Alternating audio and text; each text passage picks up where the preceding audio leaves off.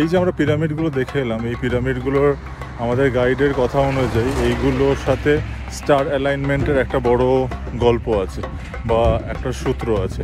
তার কারণ আমাদেরকে দেখালো গিজার এই যে 3টে পিরামিড, সেই 3টে পিরামিডের সাথে গ্রেট ওরিয়নের যে বেল্ট, তার একটা খুব সুন্দর অ্যালাইনমেন্ট আছে। কেন এই যে 3টে পিরামিড আছে, এই 3টে পিরামিডের সাইজ যেমন বড়, ছোট এবং মেজো, মানে যদি আমরা করি যে ছোট, মেজো, বড়, এরকমভাবে ওরিয়নের 3টে স্টারের মধ্যেও আছে যে ছোট স্টারটা সেটা উপরে একটু বাঁদিকে সরা, এটা যদি সোজা লাইন টানা যায় বড় আর মেজো থেকে, তার থেকে একটু সরা, ঠিক এই পিরামিডের অ্যালাইনমেন্টগুলো ঠিক এক্স্যাক্টলি ওরকম।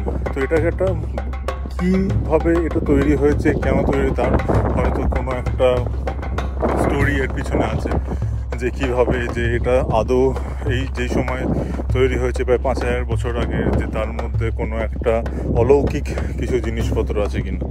তো এই জন্যই হয়তো বলে এটাকে আশ্চর্য, যে জেনারেল আমাদের যে থিওরি বা আমাদের যে জ্ঞান, সেটা দিয়ে হয়তো এটাকে ঠিকভাবে বোঝানো যাবে না, এবার সেটা বোঝানো যায় না বলে সেটা আশ্চর্য বা অলৌকিক একটা জিনিস, যেটা এমনি সাধারণ লৌকিকতার থেকে আলাদা। তাই হয়তো আমরা বারবার এইসব জিনিস দেখতে আসি। বহু দূর থেকে আমরা এসেছি দেখতে, হয়তো কখনো সুযোগ হলে সবাই আসবে দেখতে আরও। তাও শেষবারের মতন আমার পিছনে রইল গিজার দ্য গ্রেট পিরামিড। কিছু উটো দেখলাম আমাদের পাস করে যাচ্ছে, এইদিকে একটা পিরামিড, এইদিকে আর একটা পিরামিড। খুব অসাধারণ এক্সপিরিয়েন্স। গিজার আর একটা আশ্চর্য জিনিস, স্ফিংক্স।